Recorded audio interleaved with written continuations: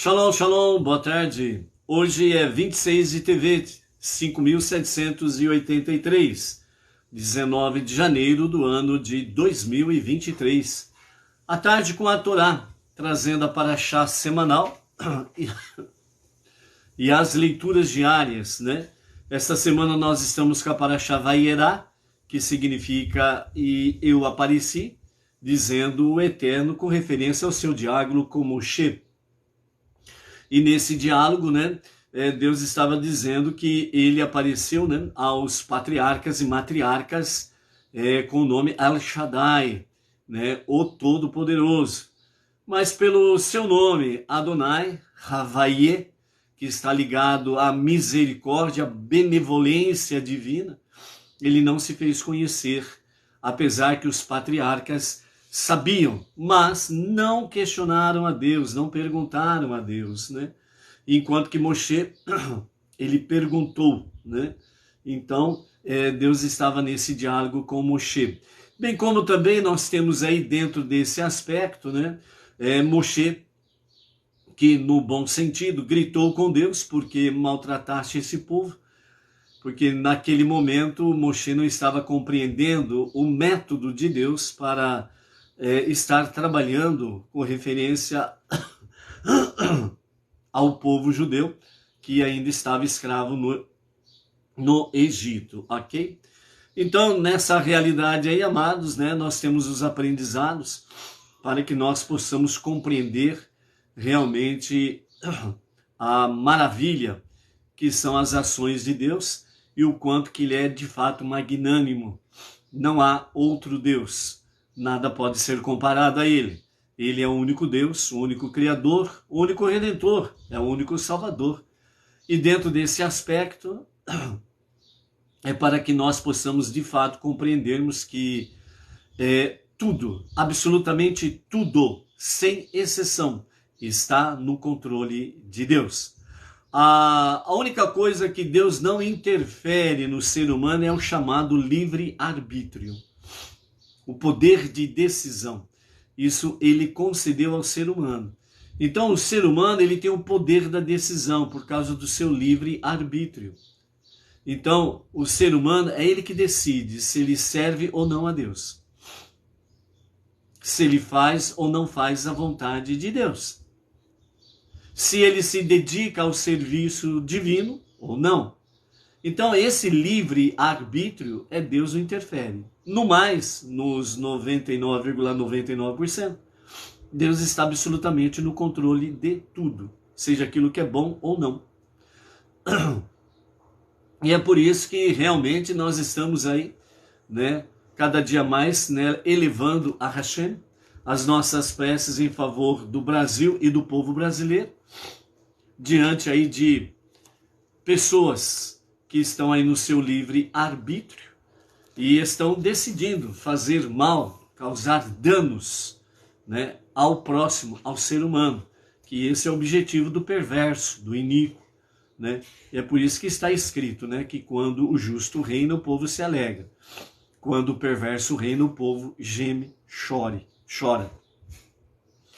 Porque realmente é dolorido, né?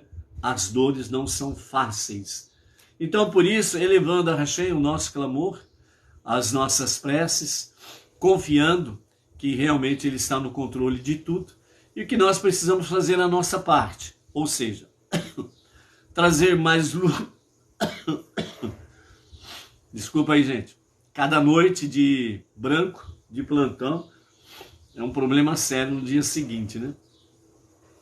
Então, que nós precisamos estar aí conectados é que Deus realmente, ao elevarmos a Ele o nosso clamor, as nossas preces, nós precisamos cumprir a nossa tarefa, que é trazer mais luz divina, a presença divina no nosso tempo hoje, praticar boas ações, a nossa techuvá diária, as nossas preces diárias, o estudo da Torá, o estudo das 7 leis de Noah, as suas ramificações, a Tzedakah.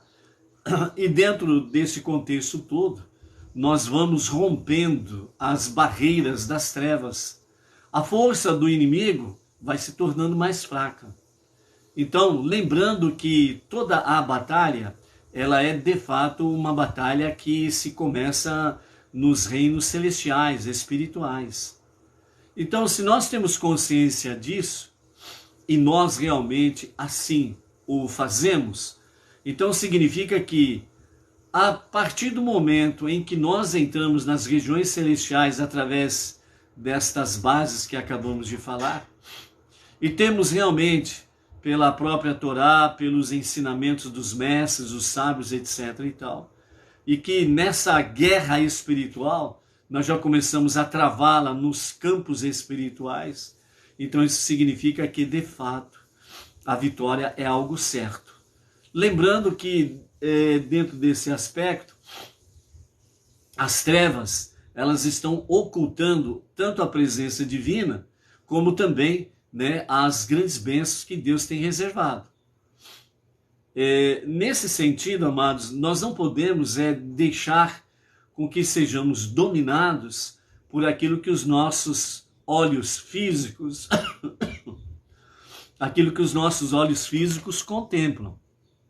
Nós temos que realmente colocar em ação os nossos olhos espirituais.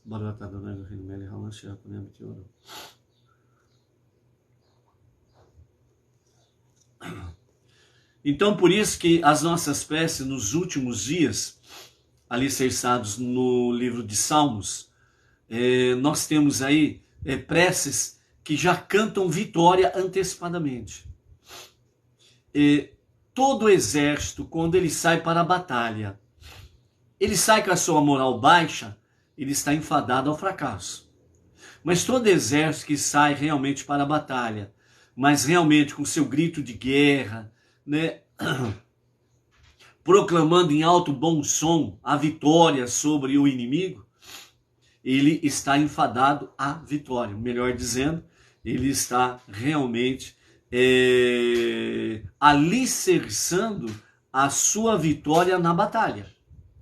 Então, por isso que nós não podemos, em hipótese nenhuma, duvidarmos de que com Deus, em Deus somente, é que nós temos a certeza da bênção, proteção, vitória e sucesso. Então, por isso, o nosso salmo de hoje, nesta prece, ele é o maior dos salmos. É o maior no seu significado, na sua mensagem. Na escrita, é o menor dos salmos, que é o Salmo 117. É o menor dos salmos. Na escrita, nas letras, mas os seus significados são realmente preciosíssimos, maravilhosos, muito, muito maior do que nós possamos imaginar. Por isso o Salmo 117, ele nos fala exatamente da vitória, da conquista, do sucesso com a revelação do justo e verdadeiro Mashiach na redenção final. Onde o mundo todo estará realmente alinhado com o povo judeu para servir a Deus, honrar a Deus e adorar o único Deus.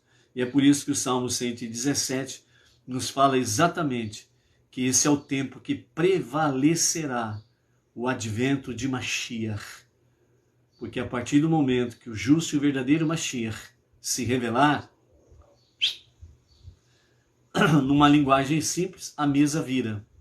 O perverso, o iníquo, o mal, a guerra e as doenças, a morte, tudo que é ruim cai da mesa, cai por terra. E é por isso que nós já precisamos tomar posse das vitórias já. Tomarmos posse das conquistas já. E é por isso que, ao clamar a Deus com o nosso grito de vitória, com o nosso grito de guerra, Mashiach, agora mesmo, amém, vem amém. Mashiach, que se revele para este momento, amém, vem amém. O nosso grito de guerra é Mashiach, já. Mashiach, já. Esse é o nosso grito de guerra. Porque aqui começa a nossa vitória plena com a revelação do justo e o verdadeiro Mashiach.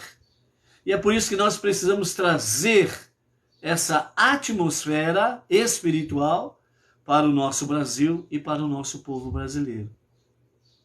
Não fique procurando defeito nas pessoas. Há um ditado chinês que diz assim: se o meu inimigo não tem defeitos, pode ficar tranquilo, eu arrumo um para ele. É um ditado chinês. Sabia disso? Então, não precisa procurar defeito nas pessoas, porque, para começo, como diz os nossos sábios, normalmente, os defeitos que nós vemos nas pessoas são os nossos próprios defeitos. É um espelho, efeito espelho. Os nossos sábios dizem isso. Então, cuidado se você ficar procurando defeito nas pessoas. Você pode estar revelando os seus próprios defeitos. Entendeu?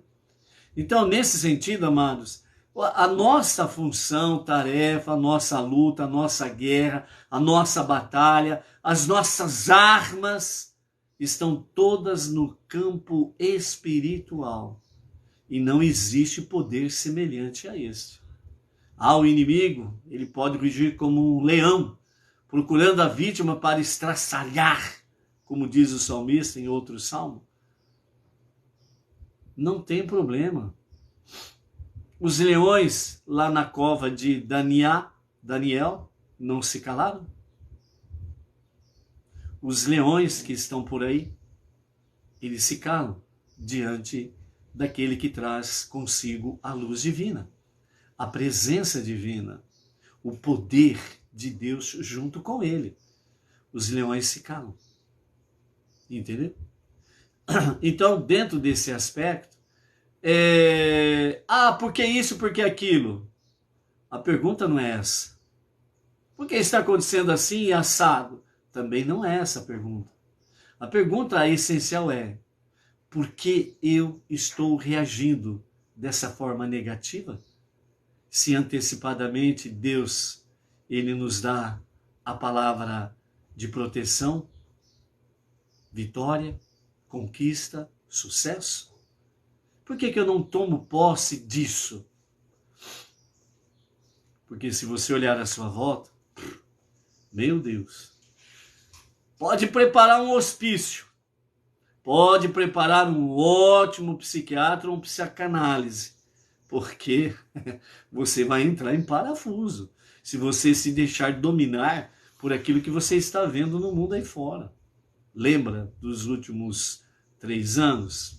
Fica trancado em casa, você não pode nem olhar na janela, porque se você olhar na janela, você vai levar um belo de um pé do vidro, que você pode até morrer. Lembra em que falaram, se você não colocar a máscara da cara, você vai morrer. Olha o bichinho por aí, está espalhando, está matando milhões e milhões, né? Onde será necessário caminhões do exército recolhendo os corpos pelas ruas das cidades e estados e do país. Lembram disso? E quantos que não titubearam na sua fé e confiança em Deus por causa disto? Temos uma prece aí de um dos rabinos, em que ele diz, entre outras coisas, ele diz assim, rogando a Deus, né, que Deus livre as pessoas de serem enganadas e delas entrarem em desespero. Por que enganadas? O bicho tá aí, o bicho vai pegar, o bicho vai comer, etc e tal, né? Porque quando você tem fé e confiança em Deus, você está seguindo exatamente o plano e o projeto de Deus. Você está confiando em Deus e não nisso ou naquilo que está acontecendo lá fora. E é por isso que você, nós precisamos ser a mensagem de Deus, uma mensagem de vida, de coragem, de ousadia, de vitória, de conquista, de sucesso. Sem medo, mas com coragem. Sem ficar omisso, mas com ousadia. Porque você é um mensageiro ou mensageira de Deus para esta última hora. E se você fica escondidinho, você já está derrotado. Entendeu? Então, amados, quando foge da pessoa a sua fé e a sua confiança em Deus, que Ele está, de fato,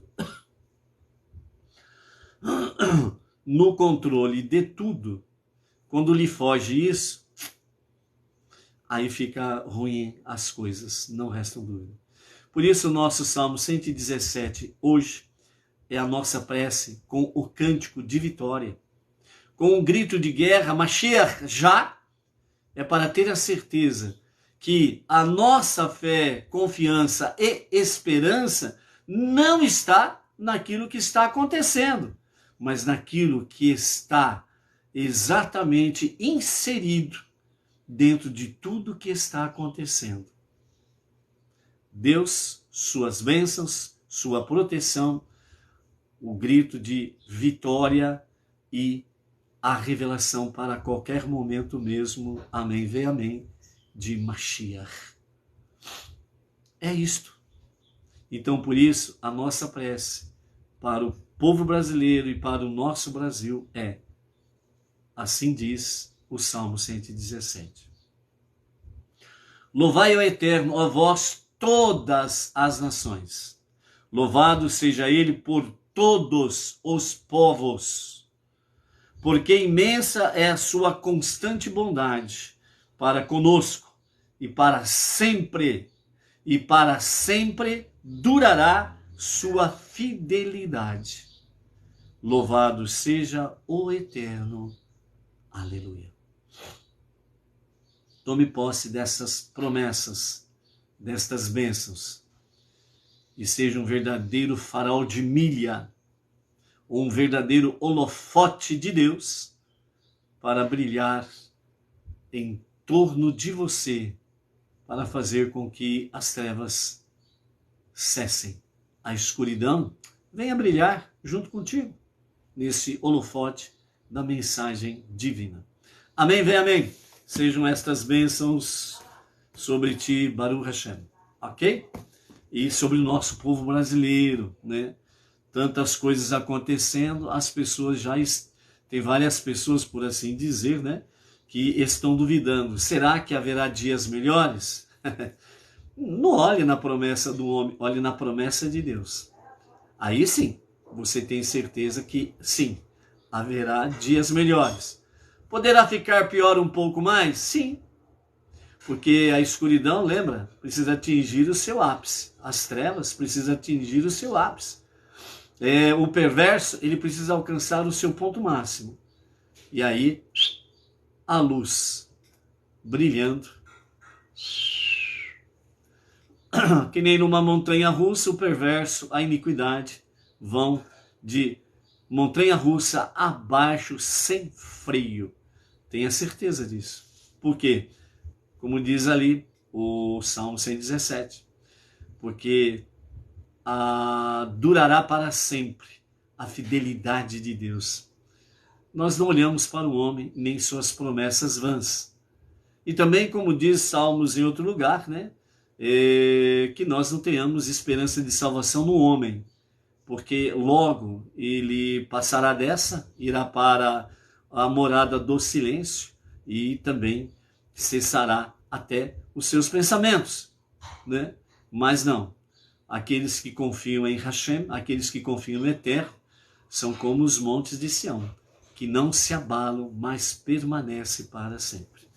Baruch Hashem, então, fé, confiança, esperança, são os nossos desafios diários diante da nossa jornada monoteísta. Baruch Hashem. O nosso shalom vai para o Ionésio Antônio da Silva, a Aninha Santos, lá de Sergipe, Jesse Costa, lá da Bahia, o Cláudio Jardim Botânico, Distrito Federal, o Pedro Reis Silva, São Carlos, São Paulo, Gisélia Vilarinho, César e Soraya Matoso, né? Esse casal lá de Curitiba, Paraná, a Nayara Oliveira e família lá do Rio de Janeiro, o José Hélio Tavares e família lá de Silveiras, interior de São Paulo, a Eliana Ferreira e família, Nova Friburgo, lá cidade serrana, Rio de Janeiro, o Claudemir Messias, né? E familiares lá de Goiânia, Goiás, o casal Leandro Cruz e esposa Tati Pessuti e a filha Rebeca, aqui de Galha, nossa região de Bauru, né?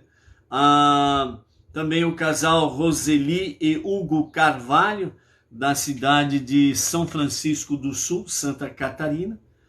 O casal Maristela Maciel Correia e Ronaldo Pereira Moreira, né, da cidade de Raul Soares, Minas Gerais. A Exilda Silveira, Lúcia de Fátima Richena, de Salto, interior de São Paulo. Maria Luísa Rodrigues Baurich, São Paulo, capital. Vinícius Costa, Ribeirão Preto. Edna Gonçalves, Elder Richard, Itapoá, Santa Catarina. Hélio Domiciano da Silva e família, lá de Cristais Paulista, interior de São Paulo. Ernestine White Lins. Temos o nome aqui do varão, vamos ver se a gente consegue falar direito aqui, né? Suarraterna e Itzebrin Júnior, São Paulo, capital. Desculpa se eu falei errado, e provavelmente falei errado o seu nome, ok? O Paulo Pinhas, né, administrador do grupo lá no WhatsApp, Estudos da Torá, né? Junto com ele tem ali, né, no grupo a Chesca, a Edilene, a Patrícia, a Silvia, o Júnior Calu, a Deusilene, o Moshe, a Flávia, né? Moshe, né? Até aqui o Moshe, aqui em nome desses, os demais integrantes do grupo Estudos da Torá, lá com Paulo Pinhas, né? A nosso shalom para todo o grupo lá. A Flávia Batnor, lá de São Paulo, capital. O Guilherme Porto, né, de São José dos Campos, né, interior de São Paulo, ok? O Vitor da Silva, que está aí conosco. Vitor, esqueci o nome da sua cidade. Coloca para nós aí o nome da sua cidade. E os demais também, né, que a gente não lembra direito, vai colocando o nome da cidade aí, tá bom? O casal Edilane Minorello e o Claudemir, aqui de Bauru. A Vânia Ivonete, Recife, Pernambuco. A Carla de Costa, né, de Barra Velha, Santa Catarina, né? O Vitor da Silva, Vitória, Espírito Santo, Baruch Hashem. Agora lembrei, Vitor. Baruch Hashem. Temos aí também a Malu, lá de São Sebastião, Distrito Federal, Brasília, né? Malu, como que tá a recuperação aí? Tudo ok? Firme aí? Né? Já pode tirar o seu nome das preces de enfermos e recuperação? Né? Esperamos que esteja aí tudo ok. Ok? A Luciana Rodrigues, Marília, a região aqui, nossa de Bauru. Quem mais está por aqui? Deixa eu ver. O Ivan Lisboa, né? E a esposa Áurea Lisboa, né? De Belém do Pará, também estão presentes por aí, né? Quem mais está aqui? A Maria do Socorro Salles, lá de Brasília, Baruch Hashem. Será que eu não falei o nome de alguém aqui? Bom, se eu não... A Leocádia Pereira, lá de Colombo, Curitiba, Paraná, também está por aí, Baruch Hashem. Ok. Hoje nós estamos na nossa quinta leitura da Parashá Vayera, né, no livro de Shemot, Êxodo, que significa nomes, né, Shemot. Nós estamos no capítulo 8, a partir do verso 7, e vamos até o verso 18, ok? Aqui, né, do verso 7 ao 11, nós temos a continuidade exatamente da segunda praga, né, que é as rãs. Então aí, né, Moshe foi chamado pelo faraó, né, e ele e Arão ali estiveram, e então o faraó pediu para que Moshe realmente fizesse as suas preces a Hashem, para que cessasse, né, de fato a praga das rãs. E então, né, Moshe disse ao faraó: você então saberá que não há ninguém como Deus, o nosso Deus.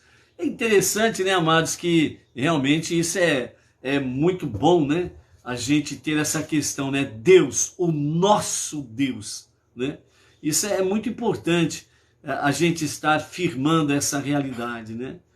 O nosso Deus. Por isso que uma das explicações, né, em que se escreve, né, Deus sem o E e com aquele acento, né, o apóstrofo, como alguns falam aí, né, é justamente para diferenciar, né, o nosso Deus dos deuses das nações. Então essa é uma das explicações em que nós encontramos com os nossos sábios exatamente o porquê que há essa escrita diferenciada, né? Então, de forma geral, né, Deus é escrito com o D, com as letras, né, D-E-U-S, né? E dentro do campo judaico, né, então normalmente é escrito Deus com D, né, e aí vem aquele acentinho, né, e o S, né? Então, né, alguns, né, dizem assim, está escrito dos, não tem nada a ver. Está escrito dessa forma e a pronúncia é Deus, o nosso Deus, para diferenciar exatamente, né, dos deuses das nações, que são o quê? Os ídolos, a idolatria. Então essa é um grande diferencial, o porquê que nós temos essa escrita. O Deus, a palavra Deus sem o E, né? E a pronúncia é a mesma, mas esse diferencial é exatamente para que as pessoas tenham uma noção que, como diz Moshe aqui ao faraó, né? Então você saberá que não há ninguém como Deus, nosso Deus. Outro profeta diz assim: cada nação anda em nome do seu Deus. Nós, porém, quer dizer Israel, o povo judeu, nós, porém, fazemos menção do nome do nosso Deus. O Deus dos 5 primeiros livros da Bíblia, o Deus dos profetas, o Deus dos salmos, né? O Deus dos escritos, o único Deus, o único Criador, o único Redentor, o único Salvador, como bem diz entre tantas passagens, né? Isaías capítulo 43, versos 9 a 11. Ok? Então é nesse sentido. E aí entrando na nossa aliada de hoje, o verso 7 do capítulo 8. Então as rãs partirão de você, assim como de suas casas, seus servos e seu povo.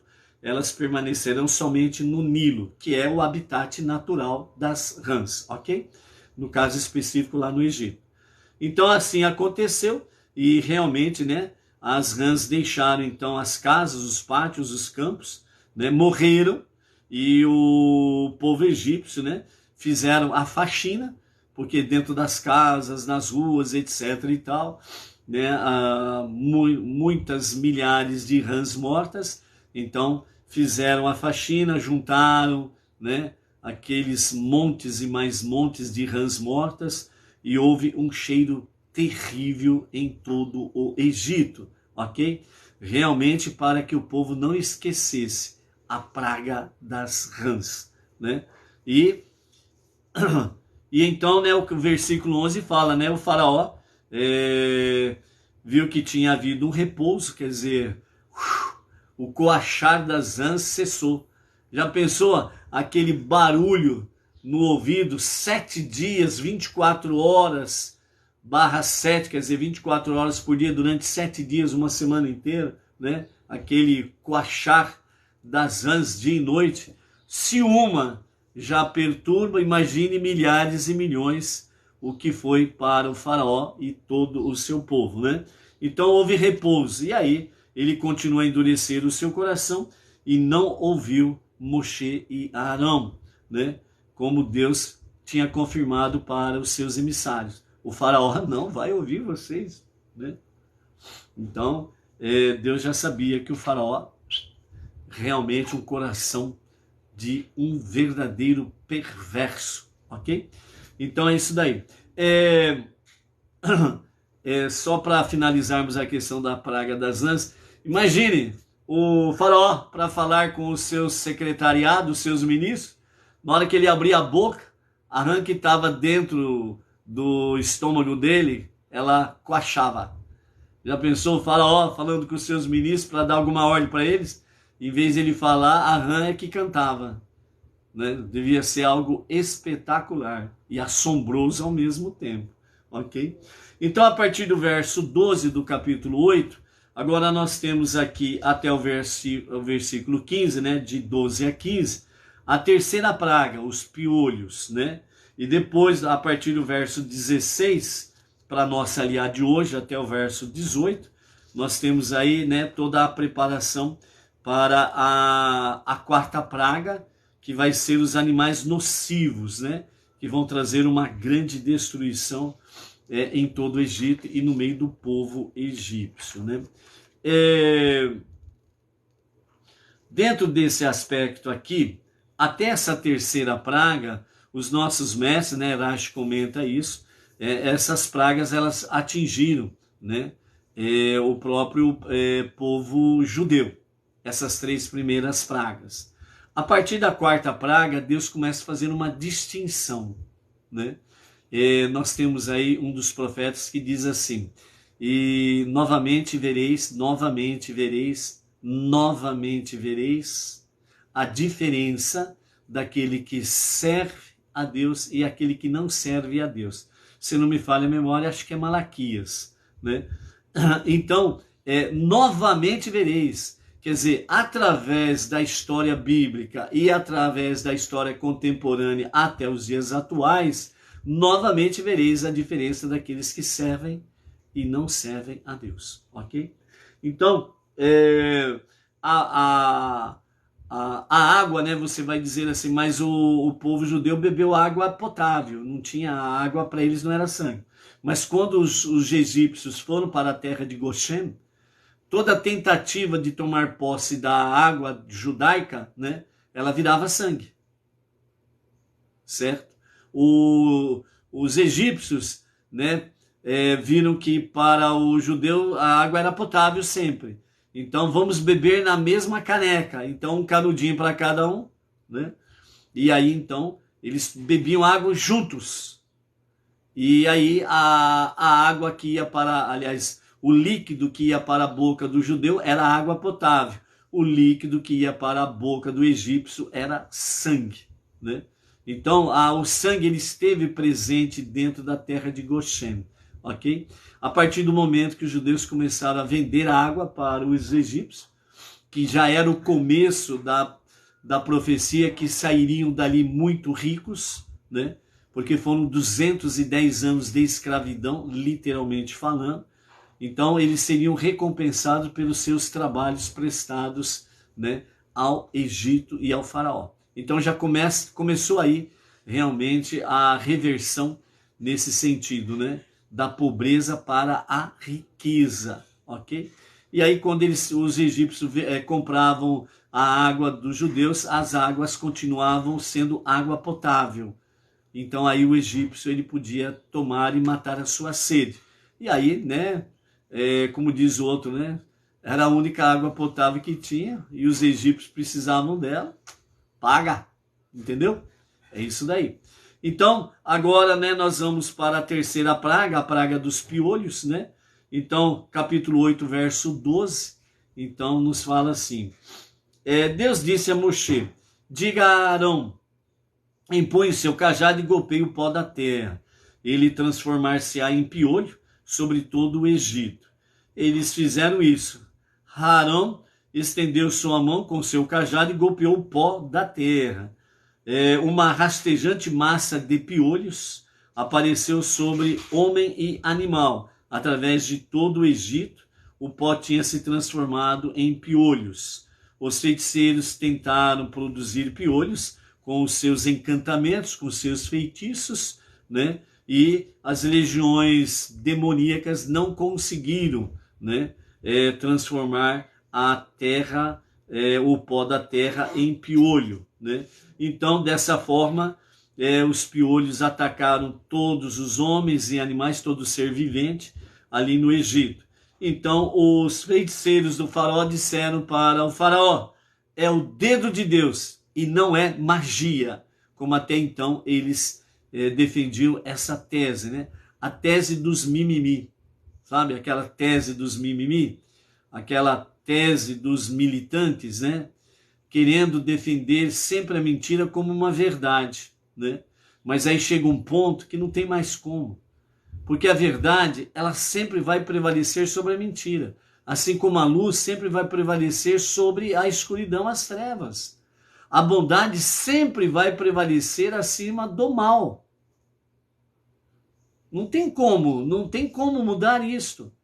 Por quê? Porque todas essas questões, né, a bondade, as boas ações, a justiça, a luz, etc e tal, elas são eternas, elas não têm data de validade, de vencimento.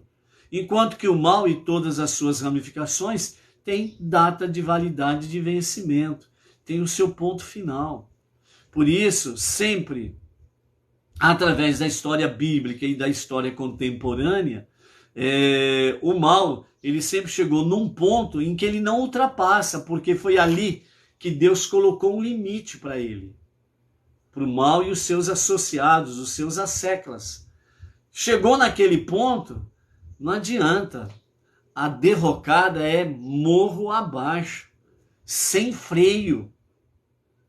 Então, quando você vê o perverso, os seus asseclas, realmente acontecendo tudo quanto é tipo de desgraça na vida deles, é porque eles chegaram no ponto máximo que Deus determinou. Agora entrou a justiça divina e não tem como escapar. Por isso que as pragas falam sobre que durante 3 semanas Moshe e Arão alertava o faraó. E uma semana era uma semana de praga. Ou seja, o significado aqui, entre outros, né? Uma semana, 7 dias, significa que é um período completo em que tem princípio, meio e fim. E não tem como interromper isso. Toda vez que o faraó chamava Moshe para realmente fazer a sua prece a Hashem e cessar a praga, ou era no 7º dia, ou era então já no 6º dia, e Moshe falava, ó, amanhã assim se fará, porque tinha que completar os 7 dias. Isso significa exatamente o quê? Que o perverso, né, o mal, as trevas e seus asseclas e companhia limitada, eles têm um limite, que corresponde às 3 semanas. São alertados, são avisados, se vocês não mudarem de comportamento, a praga vem. Chegou no ponto, chegou no seu ápice, chegou no seu ponto final, não houve techuvá, não houve um retorno a Deus para um genuíno e verdadeiro arrependimento, então aí vem a praga. Aí começa a praga. Ou seja, uma semana significa a praga vai acontecer na vida deles, dos perversos, de forma completa. Começo, meio e fim. E pode fazer muito mimimi, que não tem como escapar. É princípio, meio e fim. Vai ser assim. Então, por isso, realmente as nossas preces sempre precisam ser alicerçadas, baseadas, primeiramente, no único Deus.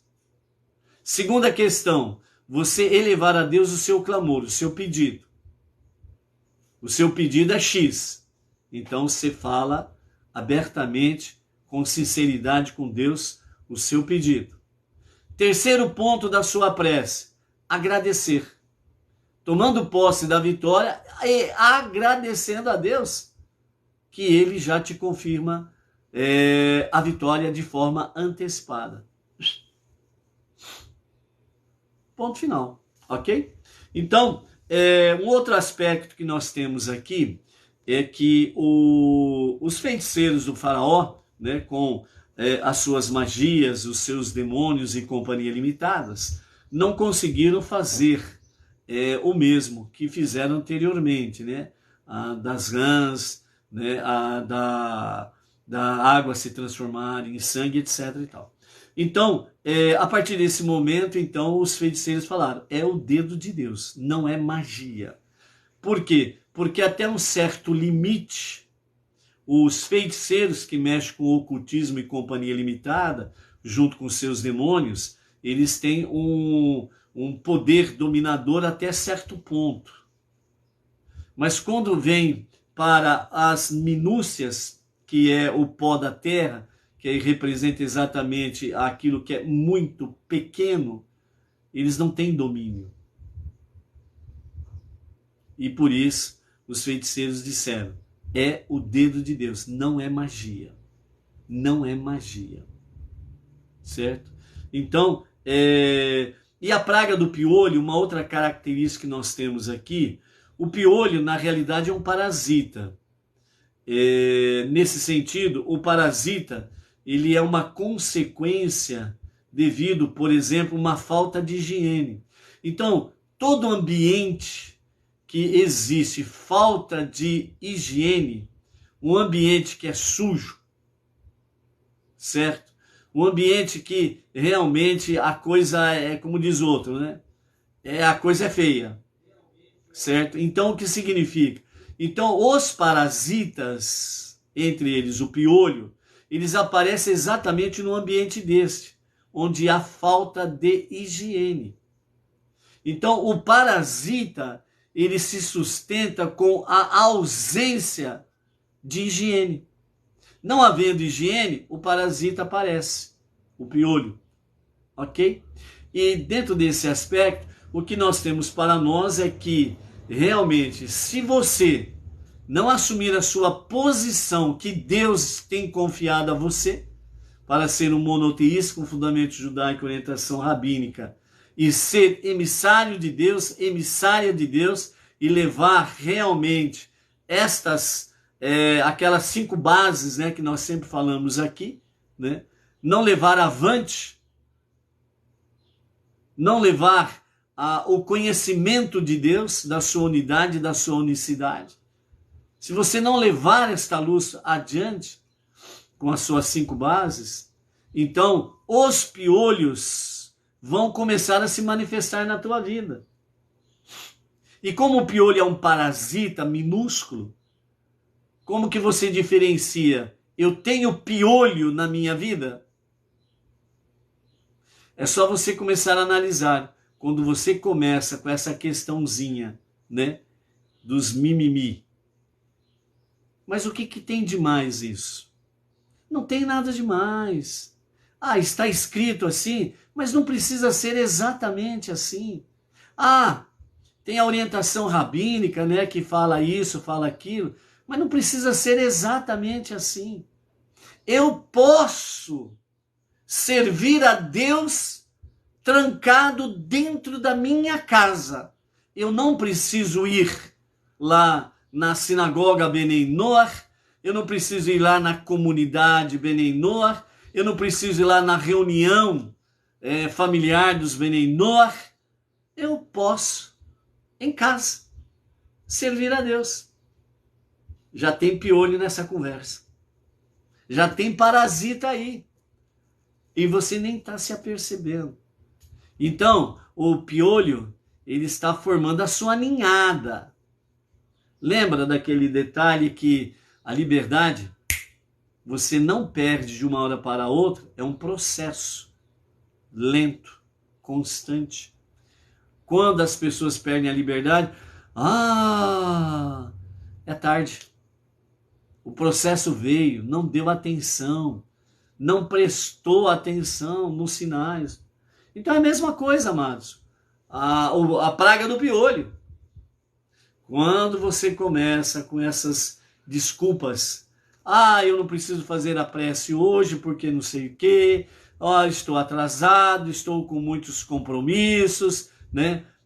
Depois eu faço, não tem como fazer o Shema, porque eu vou ter que sair correndo, né? Não vai dar para fazer estudo da Torá, não vai dar para participar de nenhum estudo da Torá, estudos das 7 leis de Noah, né?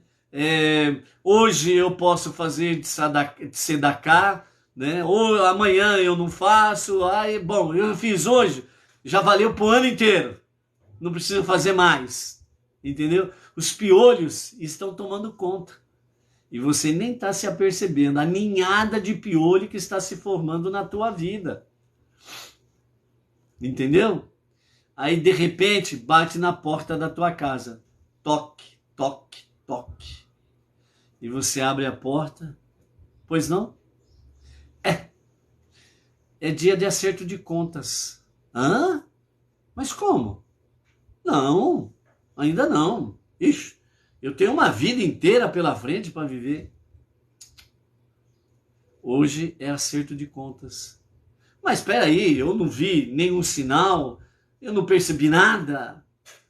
Você estava ocupado com seus piolhos. Não, mas espera aí, eu tenho muita coisa para fazer, né? Eu tenho muita gente para ajudar, eu preciso ir nas reuniões, Benenor. Se você tivesse feito isso lá atrás, hoje não estaria aqui. Seja qual for o tipo de cobrança. Você entendeu? Ou chegou o ponto final da sua existência aqui, ou chegou o momento em que você atingiu o seu ápice de piolhos e agora vem a praga. É o momento do ajuste de contas, né? Você vai perder alguma coisa, sabe lá o quê? Entendeu? Então, na hora que vem o toque, toque, toque, atingiu o limite. Os piolhos estão aí tomando conta. Então, por isso, cuidado com os piolhos que você está alimentando na sua vida por causa da ausência de higiene espiritual, né? Outra coisa que nós podemos aprender aqui, né, com referência à questão das pragas do piolho, né? Arão estendeu então seu cajado, né, frente ao faraó e sua corte, diante do próprio faraó e todo o seu ministério, né? E nesse instante o pó da terra se transformou em piolhos e somente os judeus não foram afetados por essa praga. O faraó chamou os magos e perguntou: conseguem produzir piolhos?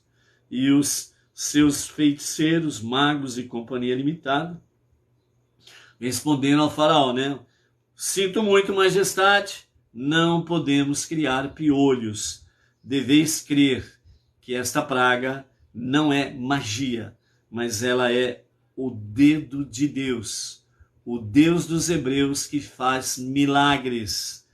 Então, por isso, a praga dos piolhos é o dedo de Deus. Mas o faraó não deu atenção ao que os seus magos e feiticeiros falaram, e ele simplesmente endureceu mais ainda o seu coração. Ok? Dentro desse comentário aqui, né, sobre a questão das pragas, nós temos o comentarista, o Siftei Hachamim, né, que nesses escritos aqui, entre outras coisas, Rashi ele faz uma analogia de as pragas como táticas militares, táticas de guerra. Essas táticas militares, essas táticas de guerra, nós estaremos comentando no sábado, no 7º dia da semana, no sagrado dia do Shabat, que é a última aliá da nossa paraxá da semana. Então, no sábado, não perca, nós vamos trazer aqui realmente essa questão que Irache fala sobre táticas militares, né? Como que as pragas estão enquadradas dentro de uma questão de tática militar numa guerra. Você vai ver como realmente é algo surpreendente. Por isso, amados, não seja tolo. A história se repete. Não seja tolo para que de forma surpreendente você possa escutar toque, toque, toque. Chegou o momento de prestação de contas.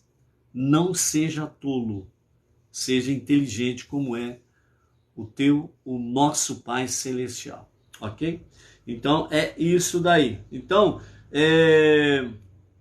no nível literal, né, a praga do piolho não afetou o povo judeu.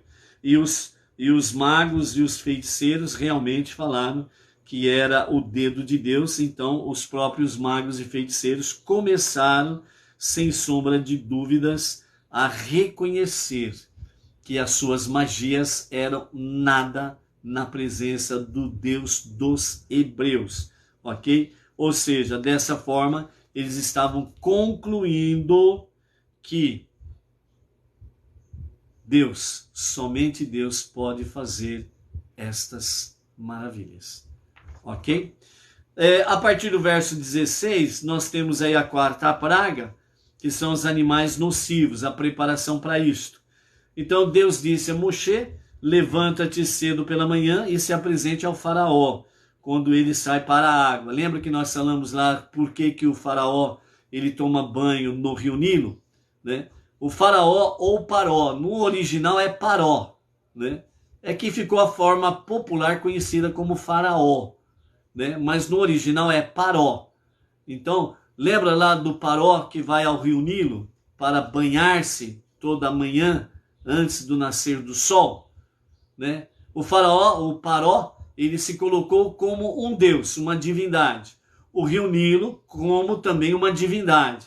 Então ali estava a dualidade, dois deuses, ok? A dualidade, né? Então aí o que aconteceu? O paró, ele ia tomar banho.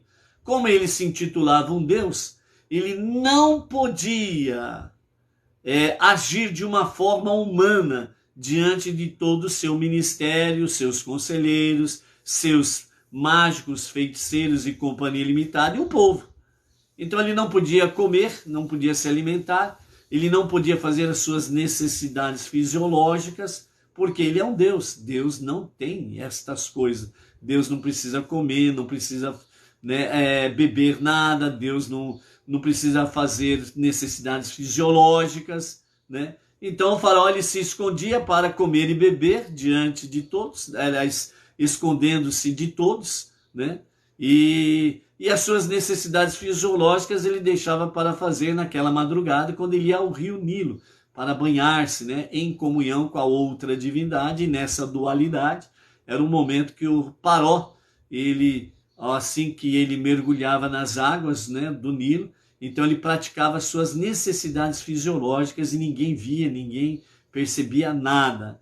Era um Deus entrando dentro de outro Deus, o rio Nilo. E o Deus homem saindo de dentro das águas, depois de renovar, entre aspas, as suas energias para um novo dia como Deus no meio dos mortais. Tá vendo como que é fácil enganar as pessoas? É só apresentar alguém como Deus, pronto, todo mundo cai de joelho no chão, aí adora. É assim que acontece, e sempre foi assim, certo? Então vá ao faraó nesta hora e diga a ele: se você não enviar o meu povo, eu enviarei uma mistura de animais nocivos, né, ou animais selvagens, entre eles cobras e escorpiões, junto com esses animais selvagens, sobre você, seu servo, seu povo, suas casas, as casas do Egito, e até o chão sobre o qual elas estão, ficarão cheias com a mistura de animais nocivos. Imagine o chão se mexendo. E na realidade o que está se mexendo são cobras e escorpiões, né? Nesse dia eu separarei novamente a terra de Goshen, onde meu povo permanece, de modo que não haverá nenhuma criatura nociva ali.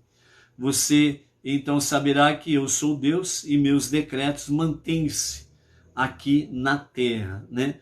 Então amanhã nós teremos a continuidade sobre os preparativos, né, para que se inicie essa praga e o que vai acontecer ali, ok? Uma introdução dentro desse aspecto aqui da nossa quarta praga, né, que é os animais nocivos, né? Então, nós temos aí em que, conforme Irache comenta, né, que já as primeiras 3 pragas são facilmente compreendidas, né? As pragas de sangue e rãs vieram afligir o Nilo, e que era a deidade do Egito. E a praga do piolho conduziu os magos egípcios a entender que foi o dedo de Deus que está fazendo todas estas coisas, e não magias, né? Outro comentarista, Gur Arie, ele também fala sobre a questão do sangue e rãs vieram do Nilo e piolhos, né, vieram da terra. Então as 2 primeiras pragas, sangue e rãs, vieram do Nilo. E a terceira praga veio da terra, do pó da terra. Nós encontramos uma invasão de criaturas selvagens que eram extremamente incomuns no Egito. Então Rashi, ele faz a analogia de táticas militares aqui. E essas táticas militares nós vamos ver no sábado. Como que as pragas e táticas militares ela têm conexão nesse aspecto aqui, ok? Uma outra lição dentro desse sentido aqui é que Deus impôs uma mistura de animais nocivos ou animais selvagens, né? Que poderia ter levado os judeus a pensar que Deus era a favor de misturas, né? Misturar animais, né? Espécies, né?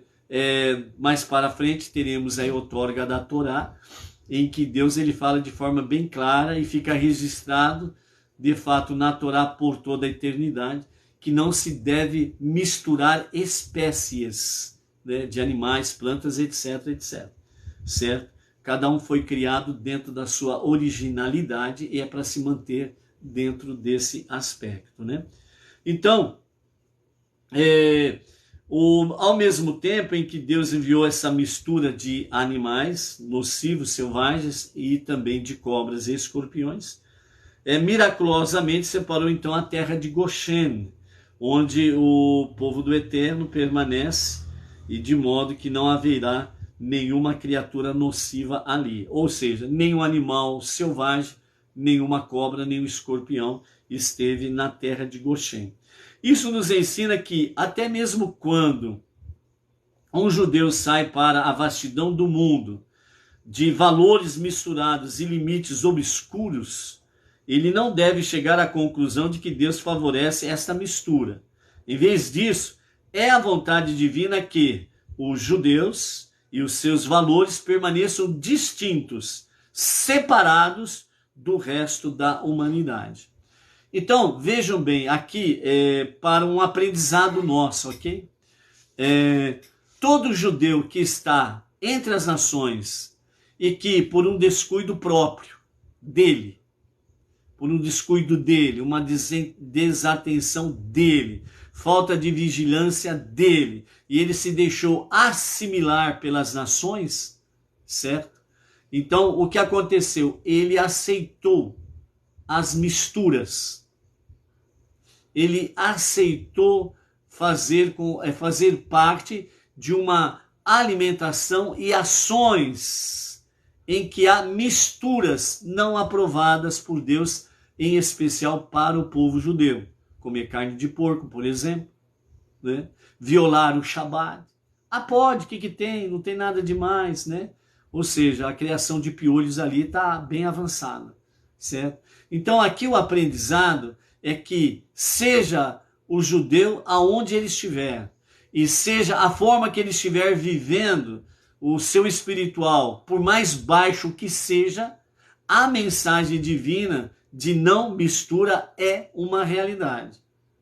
Então, por mais que ele possa ser assimilado, por mais que ele possa, entre aspas, aceitar isso como normal, a sua alma judia, ela geme e ele sente, ele percebe e ele sabe que está fazendo algo que não está do agrado de Deus.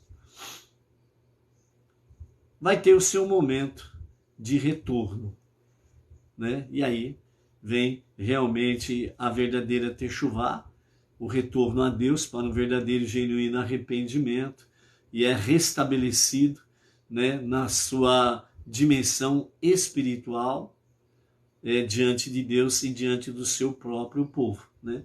Então aqui fica um alerta, né, que os nossos comentaristas trazem, que é um exemplo para que nós possamos refletir sobre isso.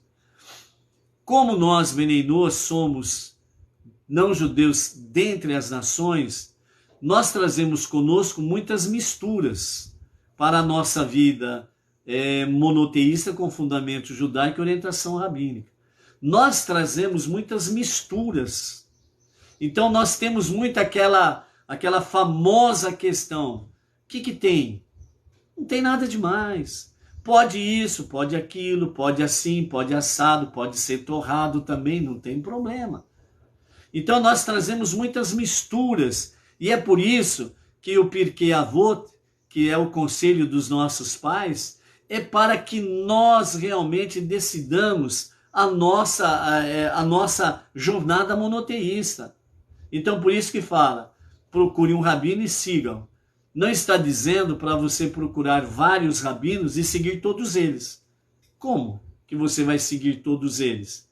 O braço direito vai para um, o braço esquerdo vai para o outro, o pé direito vai para cá, o pé esquerdo para colar, a perna direita vai para o sudeste, a perna esquerda vai para o nordeste, a cabeça fica em pandemônio, porque não sabe para onde que vai. É por isso que tudo tem que ter ordem, disciplina, certo? Não é cada um fazendo o que bem entende. É por isso que nós precisamos tomar cuidado, porque os Benei Noach, a partir do momento que entram numa jornada monoteísta e fundamento judaico, e precisa de uma orientação rabínica, ele acha que tudo pode.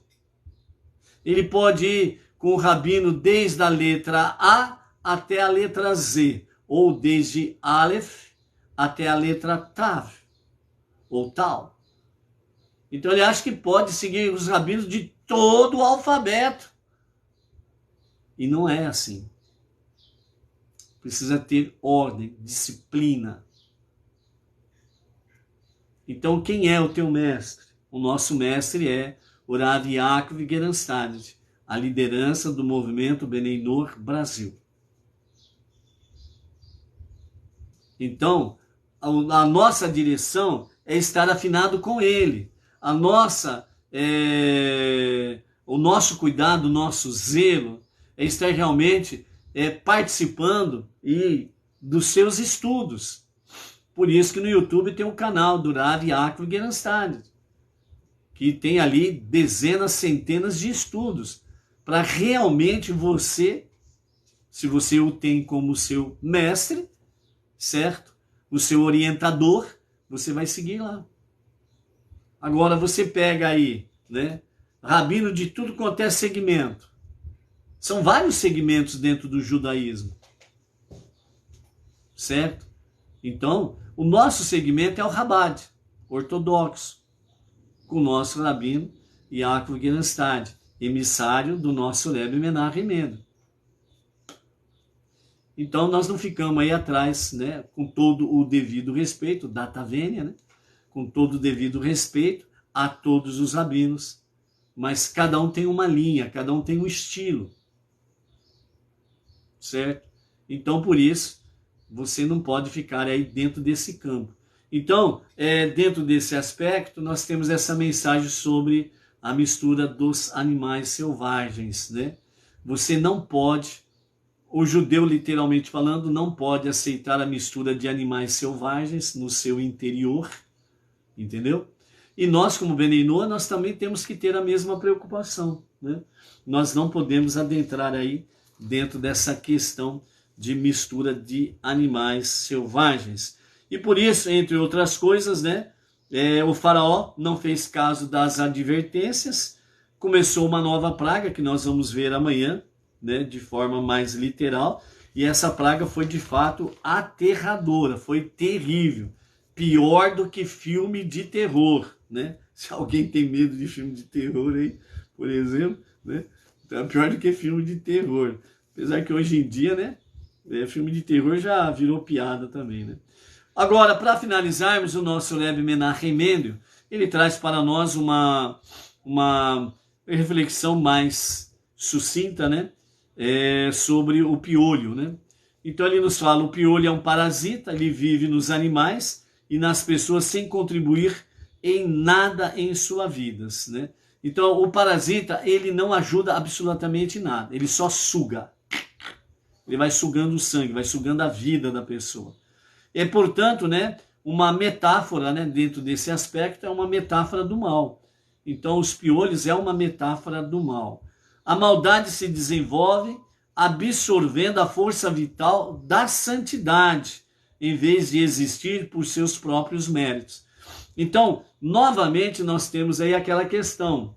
O mal tem data de vencimento, de validade. E o mal não tem como existir por si só, certo? Então, o piolho, o parasita, ele aproveita a falha em algum aspecto da vida da pessoa ou dos animais. Falta de higiene é a base, certo? E essa falta de higiene é o princípio para que a praga do piolho aconteça, certo? Então, nesse sentido, amados, é que, de fato, nós precisamos aprender a questão da lição aí sobre a questão do sentido da metáfora do mal, a questão do piolho. Ou seja, o mal prospera, piolho, o piolho chamado maldade, mal, ele prospera por ausência do bem. Então, a pessoa é omissa, ela não, como diz assim, ela não se dedica a praticar boas obras baseado na Torá, nas 7 leis universais, as 7 leis de Noa. Então ela não faz as suas preces diárias, não faz a sua techuvá, não faz a sua de tzedakah e etc e tal. Então ela vai criando espaços vazios. E nesses espaços vazios os parasitas vão tomando conta, né? Então, quando alguém diz assim, eu não tenho forças para fazer preces diariamente, é porque o ninho dos parasitas, né, dos piolhos, está muito forte na vida dela. Ela precisa fazer uma faxina legal, senão ela fica realmente em situação muito crítica, sabe? Muito crítica. Então é preciso realmente procurar entender isto, ok? Dentro desse aspecto aí também, quando permitimos que se reduza a nossa consciência de Deus, o parasita piolho, que é, não esquecendo uma metáfora do mal, o mal vai tomando conta. Lembra daquela questão? Consciência de Deus, consciência de família, consciência de liberdade. É o tripé para tudo na nossa vida, espiritual e secular. Por que o sistema quer que você perca a consciência de Deus? Porque família e liberdade fica mais fácil. E a pessoa perdendo a consciência de Deus, o que vai acontecer exatamente? Reduzindo a consciência de Deus, o parasita vai tomar conta da mente da pessoa. Aí lembra daquela expressão? Mente vazia, oficina de toda a maldade, que está arraigado, né, no mal. Entendeu? Então, por isso que o sistema quer que as pessoas comecem a perder a consciência de Deus. Porque os parasitas que estão no sistema, eles vivem do sangue das pessoas, da vida das pessoas. As pessoas estão ali para servi-los. As pessoas estão ali para dar a vida por eles, para eles. Entendeu? Ou seja, literalmente falando, eles ganham milhões, enquanto o povo vai se tornando cada vez mais pobre, miserável e escravos deles. E os parasitas, estes perversos, vão vivendo da vida das pessoas, sugando a vida das pessoas. E o grande obstáculo para eles, né, é exatamente a consciência de Deus. Consciência de Deus. Por isso, esse tripé você não pode perder. Consciência de Deus, consciência de família e consciência de liberdade. Se você perder um deles, os outros dois fica mais fácil. E se perder os três, misericórdia, que Deus nos livre disso daí. Tá bom? E então, continuando aqui o que o nosso Rebbe diz, né? Então, reduzindo a consciência de Deus, né, por sua vez, nos induz a cometer faltas ou a desenvolver uma apatia em relação à santidade de Deus e também nos torna vulneráveis às seduções do materialismo. As pessoas tornam-se escravas do materialismo e tudo aquilo que concerne ao materialismo. As pessoas dão a vida por aquilo. Por isso que quando o sistema ele ameaça de tirar o teu salário, de tirar os teus bens, a pessoa fica desesperada. A pessoa fica desesperada. Quantas pessoas aí que ficaram desesperadas porque a ameaça foi, se você não tomar aquele remedinho da picada da abelha, você vai ficar sem salário. Você não vai poder realmente comercializar nada. Aí entraram os profetas da fome. Os profetas da fome entraram e disseram, é o apocalipse, é o fim do mundo. Tanto de um lado como do outro, parasitas estão tomando conta. Falta de conhecimento, como diz Oséias, né? O meu povo perece por falta de conhecimento. E o conhecimento é a Torá, os 5 primeiros livros da Bíblia, os estudos que nós aprendemos com os nossos mestres, ok? Então as seduções do campo secular, materialismo e etc e tal, ela vai dominando as pessoas. As pessoas tornam-se escravas do materialismo e de todos os tipos de seduções. Então, ao infestar os egípcios de piolho, Deus lhe demonstrou que sua indiferença em relação à divindade os havia convertidos em parasitas. Todas as conquistas deles em termos de literatura, arte, arquitetura, ciência e assim por diante, né, tinham servido apenas para inflar os seus egos e melhorar as suas vidas materiais. Desta maneira, estavam drenando a vitalidade das forças da santidade do mundo, em vez de acrescentar mais santidade. Ou seja, por que o Egito, o centro de toda a feitiçaria, idolatria, perversidade, promiscuidade, em todos os seus mais baixos níveis?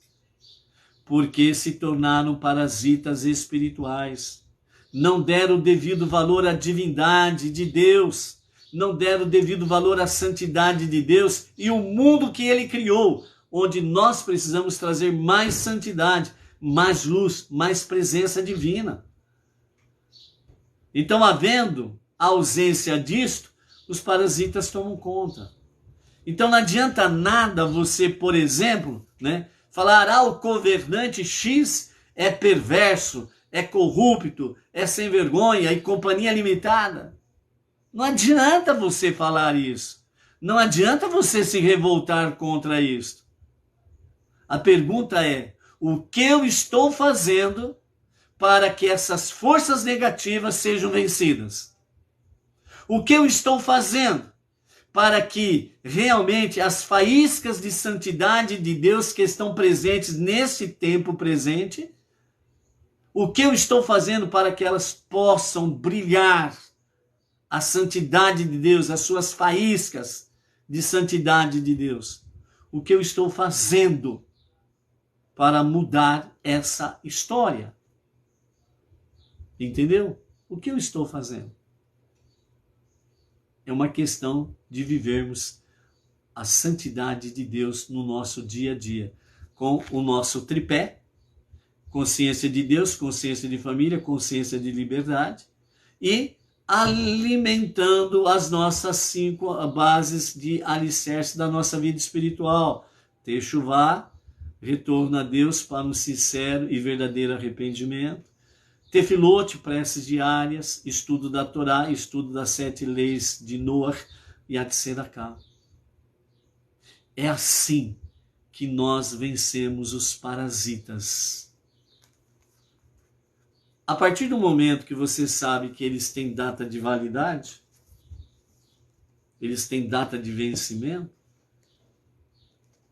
não é motivo para você se apavorar, nem ficar em desespero, com depressão, com ansiedade e estresse, ficar louco, varrido, corre atrás do psicólogo, do psicanálise, da psiquiatra, do psiquiatra, e que não sei o que, e toma remédio para dormir daqui, dormir dali, e toma remédio para isso, remédio para aquilo, porque você está tão...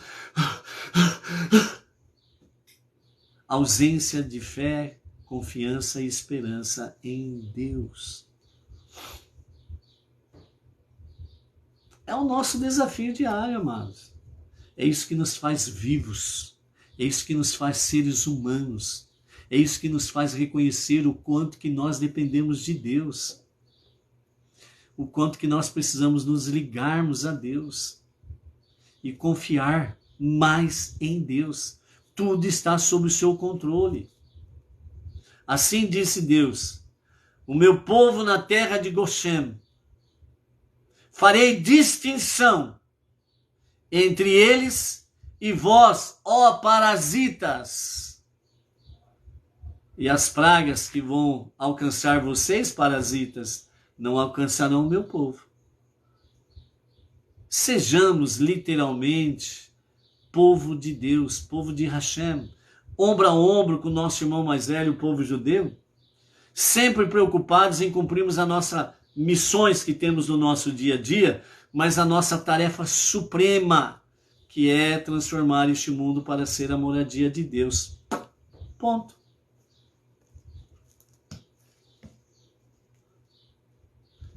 Façamos parte desse precioso e maravilhoso exército de Deus, que nunca conheceu uma derrota. O exército de Deus sempre é vencedor. Baruch Hashem. Amanhã temos aí a praga dos animais selvagens, cobras e escorpiões. De qual deles você tem mais medo? Até amanhã, gente. Shalom, shalom.